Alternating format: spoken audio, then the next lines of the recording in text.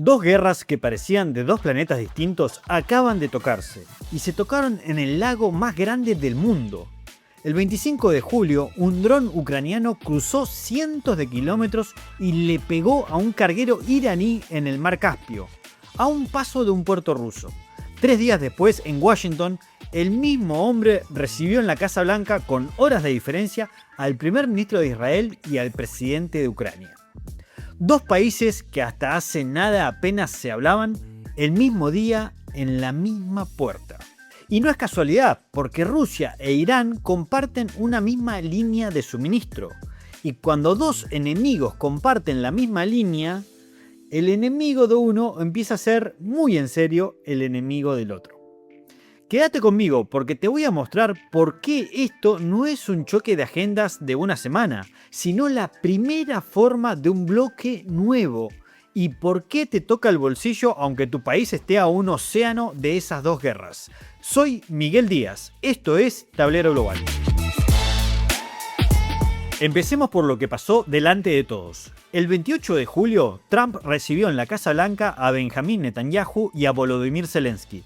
Reuniones separadas el mismo día. Con Zelensky el tema fue de fierros, licencias para fabricar en suelo ucraniano los Patriot, el escudo que frena los misiles rusos, y reabrir una vía con Moscú.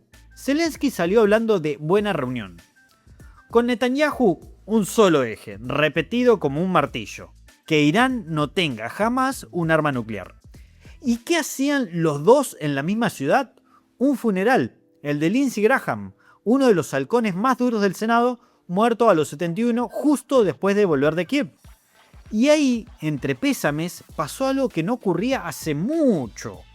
Netanyahu y Zelensky se hablaron cara a cara, por primera vez en 3 años. Guardate esa cifra porque es rara.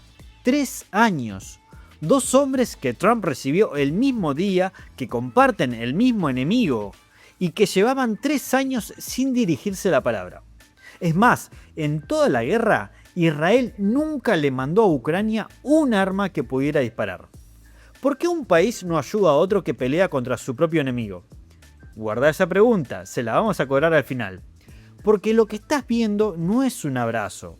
Es dos países que a regañadientes empiezan a descubrir que tienen el mismo problema. Y ese problema ahora mismo flota en un lago. Volvamos al lago, porque el Caspio no es un mar cualquiera. Es la autopista discreta entre Irán y Rusia.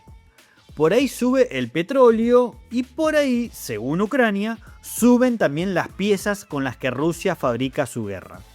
Y esta es la parte que casi nadie te conecta. Irán no mira la guerra de Ucrania desde la tribuna. Es proveedor. Pensalo así. Durante casi cada noche en los últimos 2 años, cuando una familia ucraniana escuchó ese zumbido de cortadora de césped sobre el techo, el ruido del dron que ya se saben de memoria, el diseño de esa cosa había salido de una mesa de ingenieros iraníes. Irán le pasó a Rusia la receta del arma que hoy castiga a Kiev. A cambio recibió cobertura diplomática y tecnología, un trueque de sangre. Entonces, ¿qué hizo Ucrania el sábado? Fue hasta el otro extremo de esa autopista y golpeó. Un carguero iraní, el Lana, cerca del puerto ruso de Astrakhan. Kiev dice que llevaba carga militar. Murió un tripulante, hubo 3 heridos. Irán juró venganza. Rusia dijo que era un simple barco de comercio. Ahora la lectura fría, que es la que te va a servir. Los analistas coinciden, esto fue más un mensaje que un frente nuevo. Y el mensaje en una línea es demoledor. Sabemos por dónde te entran las armas y podemos tocarlas donde no te las esperabas.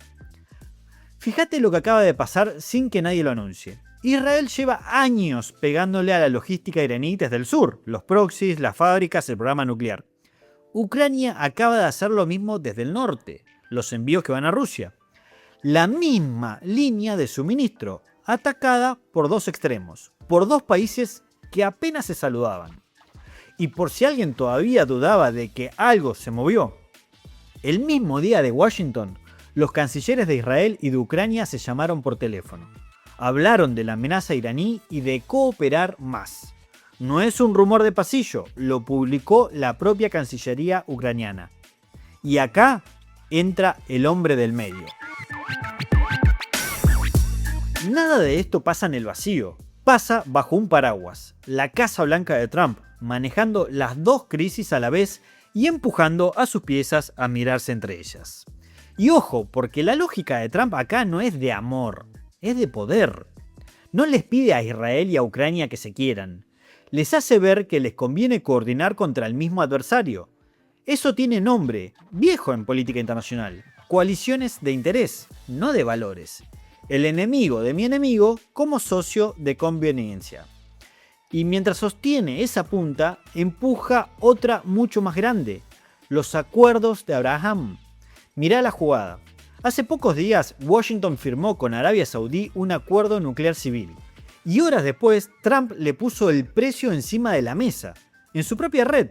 Ese acuerdo solo avanza si Riad entra a los acuerdos de Abraham. O sea, si le da la mano a Israel. Lo resumió con una frase que vale toda la partida. Cuando entra Arabia Saudí, entran todos.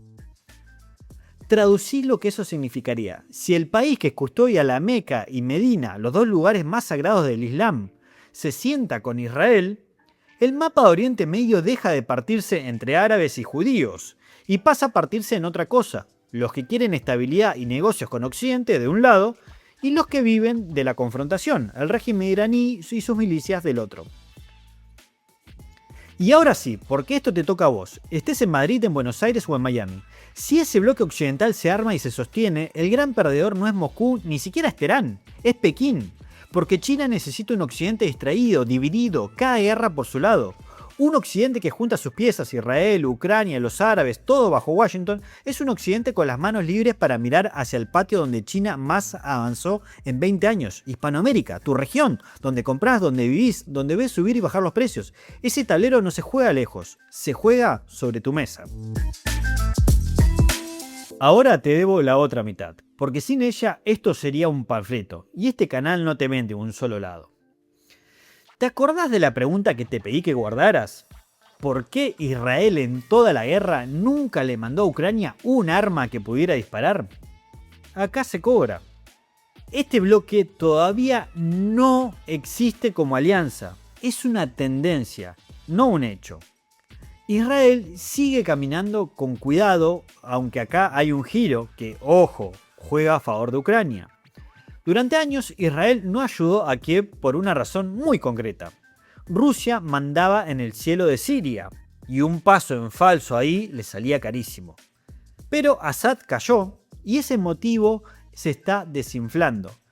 Y aún así, agárrate, hasta el día de hoy Israel rechazó la ayuda ucraniana en drones. El país que más entiende la guerra que Ucrania está peleando, todavía le dice muchas gracias, pero no. ¿Por qué si el viejo miedo se está cayendo? Porque Rusia le puede pegar donde más le duele, pasándole armas a Irán. Israel ya no le teme tanto a Moscú en Siria, le teme a lo que Moscú le puede regalar a Teherán. Ucrania, por su lado, no quiere que le peguen demasiado a la guerra en Gaza, que le come simpatías en medio mundo. Y Arabia Saudí no firma nada sin un gesto real hacia los palestinos. Los frenos son reales y son grandes. Pero fíjate la diferencia entre hace un año y hoy. Hace un año estos dos países no se hablaban. Hoy sus cancilleres se llaman por teléfono, sus líderes se cruzan en Washington y los dos le pegan a la misma línea de suministro. La foto de hoy todavía no es una alianza, pero la película va para un solo lado. Juntemos todo en tres ideas. Una, las guerras de Ucrania y de Irán dejaron de correr por carriles separados. Comparten proveedor y por eso cada vez más comparten enemigo. 2. Trump está parado en el centro de las dos, moviendo las piezas para que se sostengan entre ellas. Y 3. El enemigo de mi enemigo dejó de ser una frase bonita, se volvió muy concretamente un socio posible. La misma línea, los mismos enemigos y un solo hombre en el medio, decidiendo quién se sienta con quién. Y te dejo la pregunta, la que de verdad no tiene una respuesta cómoda. ¿Estamos viendo el embrión de un bloque nuevo, pro-occidental y pragmático? ¿O solo dos agendas que coincidieron una semana en la misma ciudad? Yo te di la evidencia. Vos ponés la palabra.